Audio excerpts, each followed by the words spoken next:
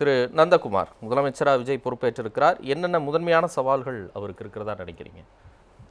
முதலாவதாக பதவியேற்றிருக்கக்கூடிய மாண்புமிகு முதலமைச்சர் திரு சி ஜோசப் விஜய் அவர்களுக்கும் அவரது கட்சியை சார்ந்தவர்களுக்கும் அவரது ஆதரவாளர்களுக்கும் மனமார்ந்த வாழ்த்துக்களும் பாராட்டுகளும்.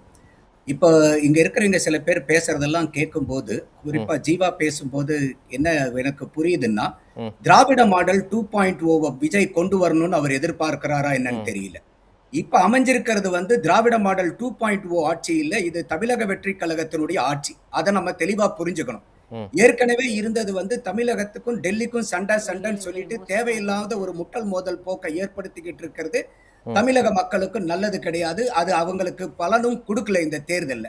அதை நம்ம தெளிவா புரிஞ்சுக்கணும். அடுத்தது வந்தே மாதரம் பாடல் ஏதோ ஒரு தோசை துரோக பாடல் மாதிரி இன்னைக்கு ஜீவ சகாப்தன் பேசுறாரு. 1950 ஜனவரி 24 வந்தே மாதரம் பாடல் இந்தியாவினுடைய தேசிய பாடலா அங்கீகரிக்கப்பட்டது இல்லையா?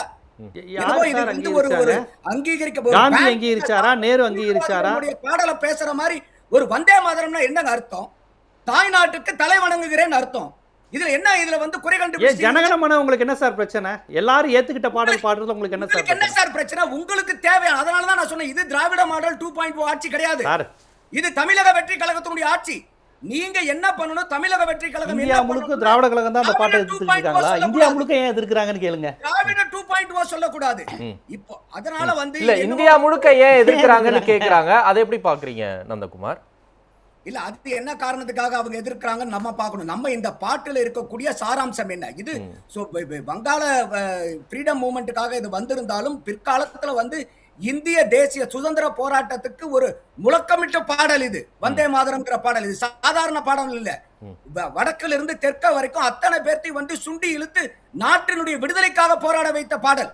என்னமோ இவங்க என்னமோ ஒரு சினிமால இந்தியாங்கிறது எல்லா மதத்தினருக்கும் இல்ல. சரி, அவர் பேசுறாரு. ஒரு நாடு ஒரு நாட்டு பற்றுனா யாருக்கு இருக்க கூடாது? அப்ப தமிழ்நாட்டுல இருந்தா ஆன்டி நேஷனலா இருக்கணுமா? தேவை கிடையாது.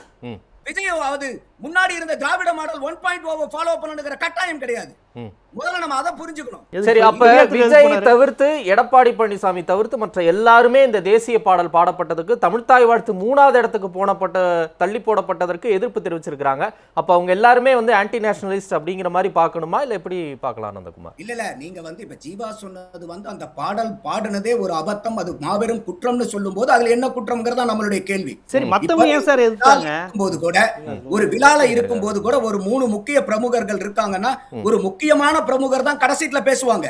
அந்த மாதிரி ஏன் நீங்க தமிழ் தாய் வாழ்த்துக்கு முக்கியத்துவம் வந்தே மாதரத்துக்கும் அப்புறம் தமிழ் தாய் வாழ்த்த பாடினாரு நீங்க அந்த கோணத்துல பார்க்க கூடாது?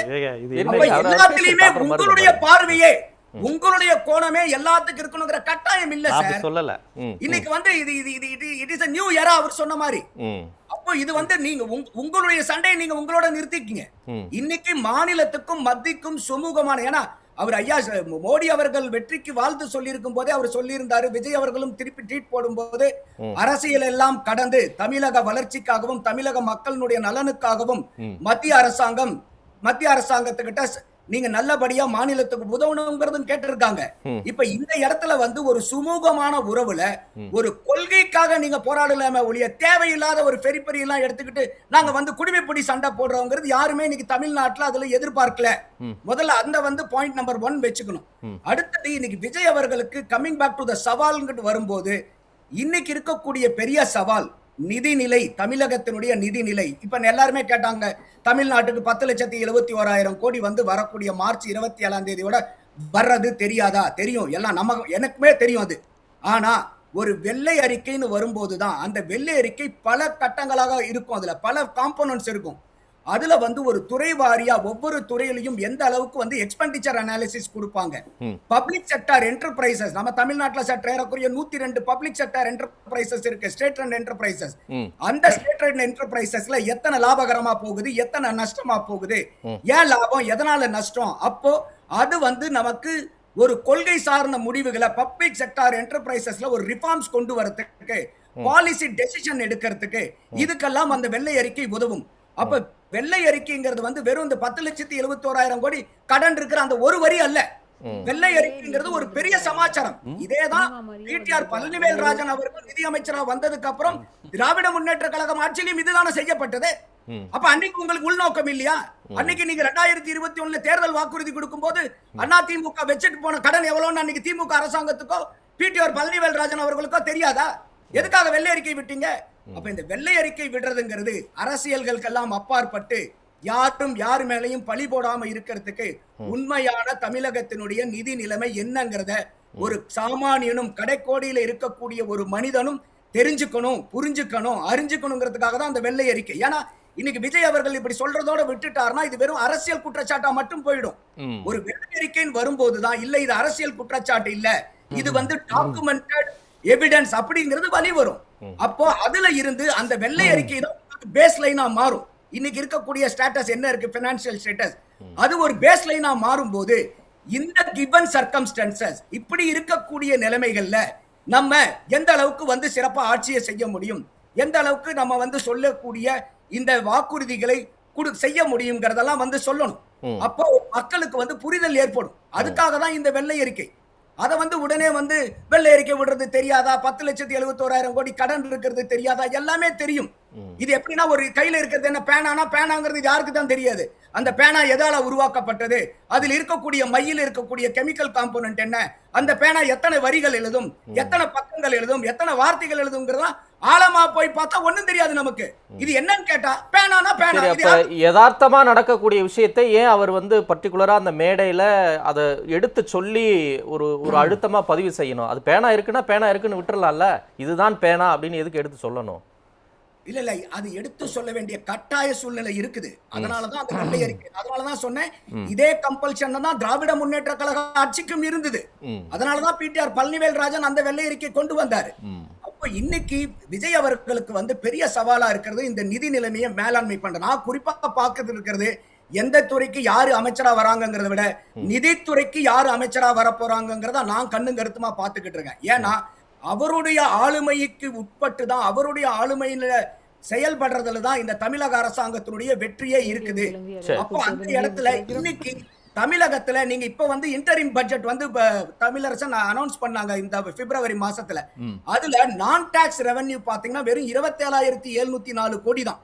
ஆனா இதே பாத்தீங்கன்னாக்கா இன்னைக்கு நான் டாக்ஸ் ரெவென்யூ எவ்வளவோ வகையில இன்க்ரீஸ் பண்ணலாம். உதாரணத்துக்கு பாத்தீங்கன்னா அன்புமணி கூட பாத்தீங்கன்னா முதல்ல ஒரு ஷேடோ பட்ஜெட்ங்கிற மாதிரி போட்டுட்டு சற்றேறக்குரிய நான் டாக்ஸ் ரெவென்யூல இருந்து மட்டும் குறைஞ்சபட்சம் ஒரு 2 லட்சம் கோடி ரூபாய் வரைக்கும் நம்மனால வருவாயை கொண்டு வர முடியும். நீங்க வரியை ஏத்தணுங்கிற அவசியம் இல்ல, நான் டாக்ஸ் ரெவென்யூ கொண்டு வரலாம். இப்ப நமக்கு பாத்தீங்கன்னாக்கா இந்த மானிட்டைசேஷன் ஆஃப் நேச்சுரல் ரிசோர்சஸ் இருக்கு. இப்ப வெளியே போன அரசாங்கம், திமுக அரசாங்கம் என்ன பண்ணாங்க, ஒன் டைம் ரெகுலரைசேஷன் சொல்லிட்டு பாலிசியை ஒண்ணு கொண்டு அந்த கனிம வள கொள்ளையை எவ்வளவு கொள்ளை அடிச்சிருந்தாலும் அனுமதிக்கப்பட்ட இடத்துல அதிகமா எடுத்திருந்தீங்கன்னா 2 மடங்கு, அனுமதிக்கப்படாத இடத்துல எடுத்தீங்கன்னா நீங்க 5 மடங்கு ஃபைனை கட்டுங்கிறதோட சொல்லிட்டு விட்டுட்டாங்க. இது சரியான பாலிசி இல்ல. அதுவும் இல்லாம இது ஏப்ரல் 2015 இருந்து நீங்க கொள்ளை அடிச்சிருந்தீங்கனால இதுல ஒன் டைம் ரெகுலரைசேஷன் பண்ணிடலான்றாங்க. இது நம்ம அந்த கனிம வள கொள்ளையை தடுத்து அதை ரெகுலரைஸ் பண்ணி அதை மானிட்டைஸ் பண்ணாவே ஸ்டேட் குறைஞ்சபட்சம் 1.5 லட்சம் கோடி எடுக்கலாம்.